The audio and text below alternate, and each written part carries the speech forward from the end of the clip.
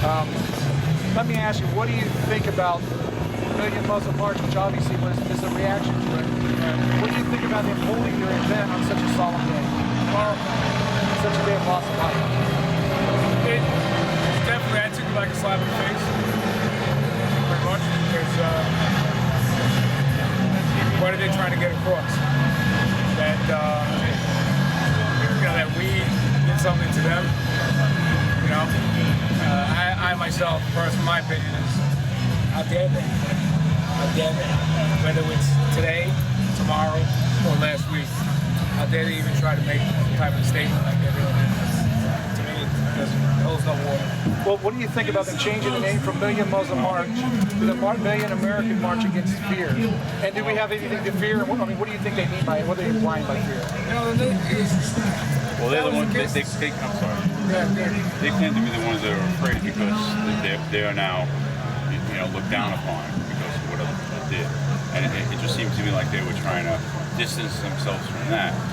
But what gets me, and my main reason for being here, other than to honor, I lost 3 cousins in the first tower. They were done with the first plane. With that said, I'm still wondering where the silent majority of the Muslim world is. Like, where's their outrage? You hear nothing, and then the one thing we do hear is they're going to march on Washington because they're upset that they're trodden upon and that as a group we look down upon. And they're trying to fight for their civil rights. Yeah, right. Right. It's not the right thing to do on that day. That's our day. That's what we came here because we're taking this day back. Are you guys just as outraged about Benghazi and part of this ride as we consider? Well, you know what gets it's me the American spirit.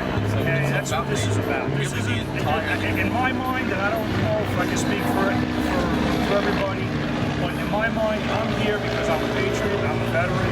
I'm here because I'm sick and tired of just sitting back and pissing and moaning about shit. I want to get out, I want to do, and maybe 1 more body, 4 more bodies, hundreds, thousands more bodies will be heard, and maybe it's the only way that we're hoping it sparks something. I'm hoping it's the tip of the spear, as you said earlier.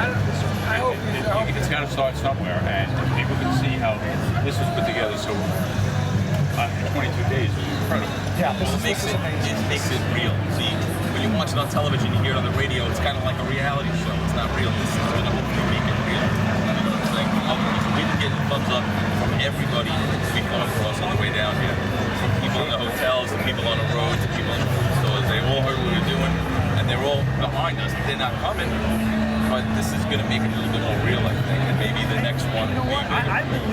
I believe we have a silent majority in this country about a lot of things, but people are lazy and complacent, and their nerve, or that one nerve just hasn't been struck. The fire within them hasn't been stoked up enough, and maybe along the way, because we're involved in stuff with other, veteran organizations, and we do stuff, but it's contagious. More and more people jump in and get involved in the things. Followers as opposed to leaders, so if they see a few people leave. Thank God for sheepdogs like you guys, man. The rest of them help come along.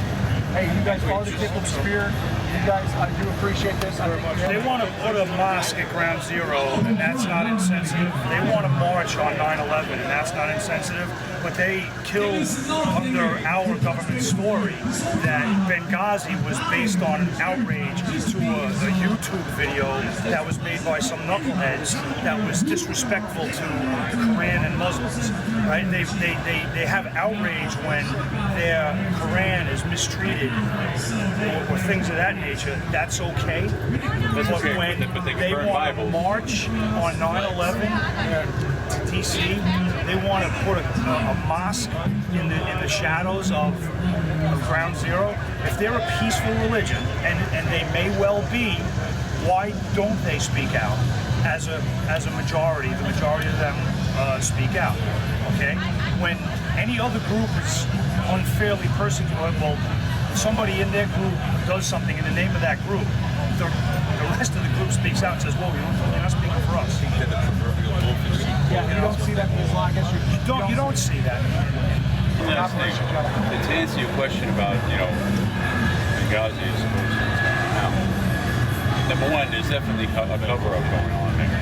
But number two, look at the fervor he's going at this attack Syria with. Why doesn't he put a little bit of that towards finding out what happened in Benghazi? Unfortunately, he probably knows. And he knows he can't go there. So he's glad he's got this Syria Distraction. to distract. You know, let's just hope that our Congress, Politics you know, 101. that they get to the bottom of that. You know, because heads should roll.